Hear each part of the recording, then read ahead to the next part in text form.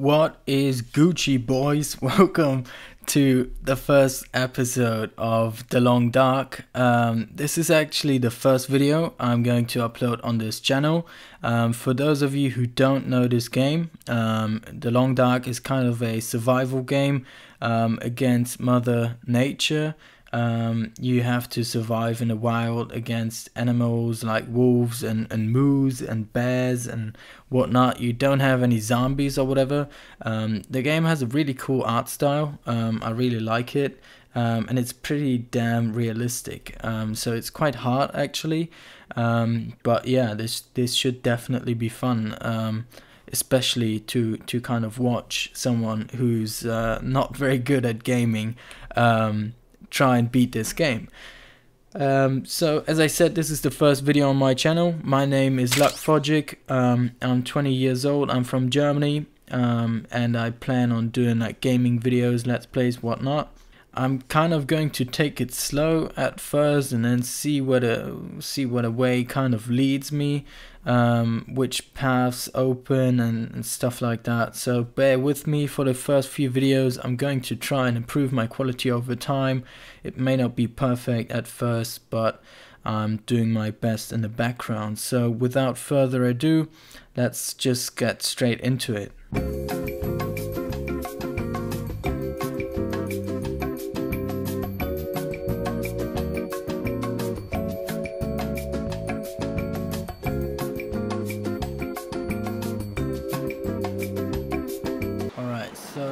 To start off, we're going to Wintermute is like the story mode kind of, where you have this like narrative story that you kind of have to follow, and it's quite interesting. I'm not going to talk down on it, but I think a bit more interesting would be to watch kind of a free roam survival mode where you just have to make your own way through the wilderness and just kind of see that you survive somehow. I think that's a lot more interesting. So we're going to choose a new experience, whatever, and we are going to go for, these are the difficulty settings.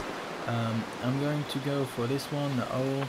I think it's bad enough for me, and it's a challenge to stay alive at this stage. So we are going to confirm, and for the map,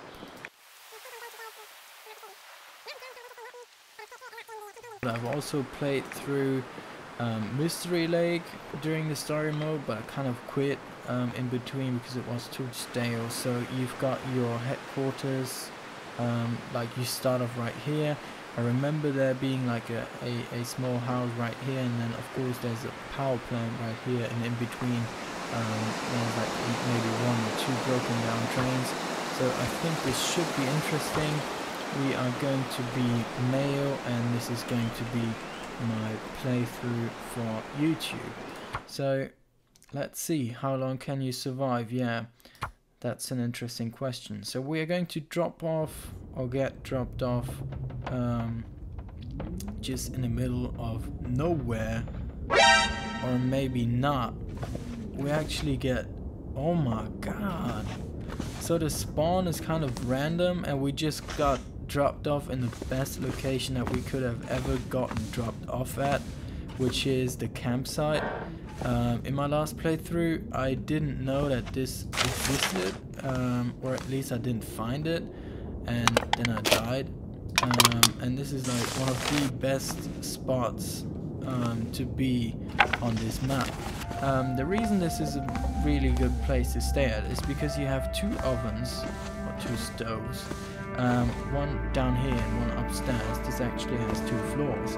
Alright, I think there's not a whole lot we can use, so let's go upstairs and check out how it looks up here.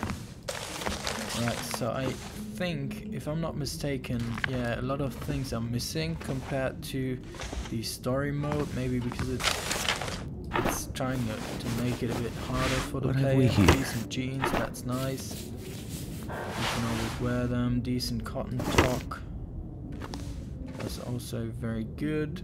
Metal pan, we can actually like destroy it and get scrap metal from it, but we don't have that yet. Books, always good. Note, Beansy and I came up this way in the summers when we were knock-kneed goofy kids.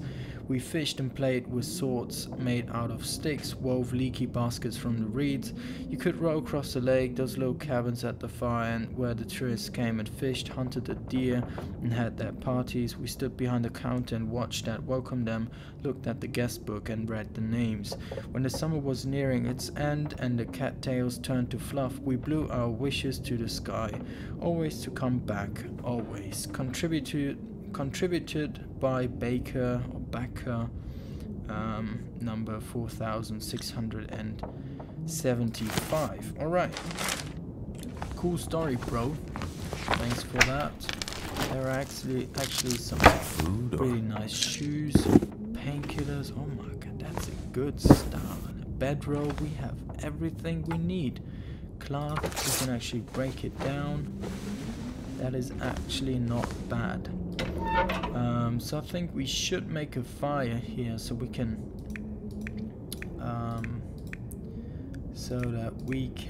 actually get some water boiling and have something to drink later on. So yeah, this is a really good start, and let's see where we are going to go from here.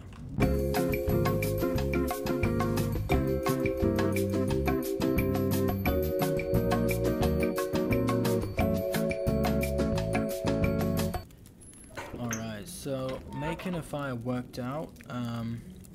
This is good. Sadly, we don't have a lot of fuel for it yet. I'm not going to use the books. I'm actually going to go down and check out. I think there were some stools and tables and chairs and whatnot that we can actually break down. Oh my god, it takes 2 hours. If I had known that, I wouldn't have done it right now. Because now the fire upstairs has actually gone out. Alright, that was kind of stupid, but it doesn't matter too much. We have to make a new fire. Search this floor. Let's do the circuit flare. Flares are really useful actually, because you can keep wolves off your back with them by just lighting them, and they will usually not attack you. Sometimes they will if they are being like real dickheads, but usually they won't, and you will have some time to get out of tricky situations. So let's try again making a fire. As you can see, we have a chance of success. This is kind of influenced by whatever you use to make a fire. Using accelerants will give you a 100% chance of making a fire. We're not going to use an accelerant right now. We're just going to use a book as fuel because that puts our chance of success at 80%. And we're going to try and make a fire again. Let's see how that turns out.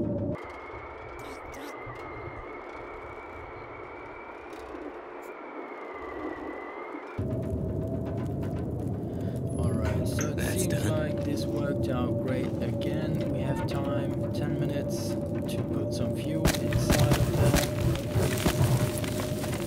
Let's actually put in quite a lot of wood. 7 hours is quite good. We are going to quickly boil up some water so that we have some to drink. I think 1.5 liters should be enough. We're going to have to melt some snow and then boil the water because it's unsafe to drink right now because it's dirty. So let's boil the 1.5 liters that we have, so that we can drink it because we are getting really thirsty. We also have to sort out our eating problem, and we also have to wear some different clothing. Alright, so let's drink something, get our thirst out of the way, and maybe have this tin of sardines because they are running bad. We are kind of winded, so we need to get some rest. Let's actually put on the second pair of jeans that we have.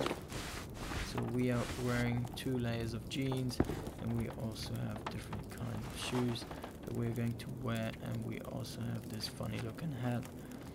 We're also going to put on this one. So it seems like, judging from my past playthrough, that your inventory is kind of like your clothing is actually random as well, because I used to have two kinds of hats, no mittens, bad shoes. No, I actually had boots and not as bad shoes as we had right now, like leather shoes. They are not really good.